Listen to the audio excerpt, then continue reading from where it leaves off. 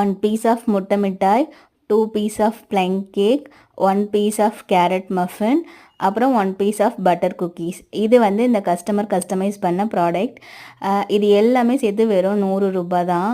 நீங்கள் கிறிஸ்மஸ்க்கு return gift கொடுக்கணும் உங்கள் ஃப்ரெண்ட்ஸ் அண்ட் ஃபேமிலிக்குன்னு ஆசைப்பட்டால் நீங்கள் தாராளமாக இந்த ஹேம்பரை வந்து ஆர்டர் பண்ணி வாங்கிக்கலாம்.